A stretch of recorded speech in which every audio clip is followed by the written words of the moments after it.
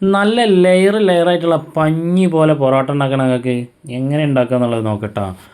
1 kilo മൈദ ഇട്ടാട്ടോ നമ്മൾ ഉണ്ടാക്കണം. 1 kilo മൈദ ടേബിളുമ്മക്കാണ് കൊട്ടുക, അല്ലെങ്കിൽ വലിയൊരു പാത്രത്തേക്ക് ഇട്ട് കൊടുത്താലും മതിട്ടോ.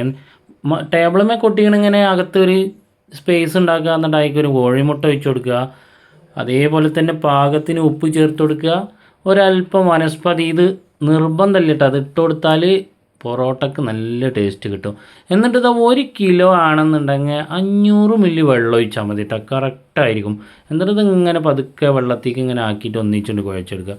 1 ടീസ്പൂൺ പഞ്ചസാര കൂടി ചേർത്താൽ നല്ല അടിപൊളിയായിരിക്കും കേട്ടോ. എന്നിട്ട് ഇതാ കൊണ്ട് 2 കൈ കൊണ്ട് കൂടെ കുഴച്ച് മറിക്കന്നെ. നന്നായിട്ട് എത്രമാത്രം ഇത് കുഴച്ച് ചാമ്പി എടുക്കുന്നോ അതിനനുസരിച്ച് പൊറോട്ട സോഫ്റ്റ് ആയിക്കൊണ്ടേയിരിക്കും.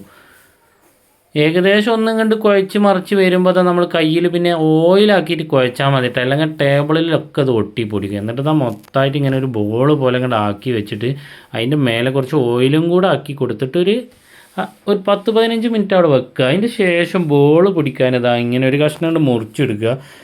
എന്നിട്ട് ഇതായി കാണുന്ന പോലെ ഇട്ടാൽ നമ്മൾ ബോൾ പിടിക്കുന്നത്. 2 പൊറോട്ടകളാണ്, 1 പൊറോട്ടകളിൽ പിടിക്കുക, 2 പൊറോട്ടകളിൽ പിടിക്കുക, 3 പൊറോട്ടകളൊക്കെ പിടിക്കട്ടാ.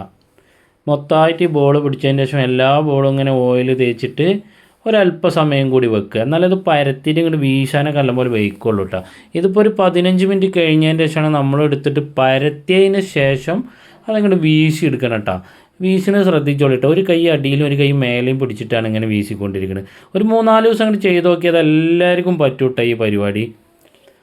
പിന്നെ പൊറോട്ട ഏറ്റവും സൂപ്പറാവാൻ വേറെ ഒന്നും വേണ്ടതെന്ന് പറഞ്ഞാൽ പൊറോട്ടക്കല്ല് നല്ല കട്ടിയുള്ള വേണം. ഞാനിപ്പോൾ ഇതിവിടെ ഇപ്പോൾ സാധാ തവയിലാണ് ചുട്ടെടുക്കുന്നത്.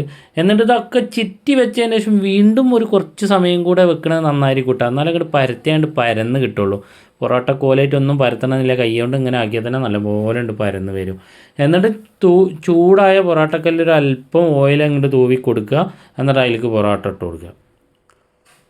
അതിൻ്റെ മേലെ കൂടെ മറിച്ചിടുന്നതിന് മുന്നേ ഒരല്പം ഓയിൽ അതിൻ്റെ മേലെ ഒഴിച്ചു കൊടുക്കുക കേട്ടോ. ഒരു 4 മറി മൊത്തം ആകുമ്പോഴത്തേക്കും സാധനം വെന്തിട്ടുണ്ടാവും കേട്ടോ. അതിങ്ങനെ കണ്ടാൽ തന്നെ നമുക്ക് അറിയാം വേവണത് എങ്ങനെയാണെന്നുള്ളത്. എന്നിട്ട് അതങ്ങനെ അടിച്ചെടുക്കുക.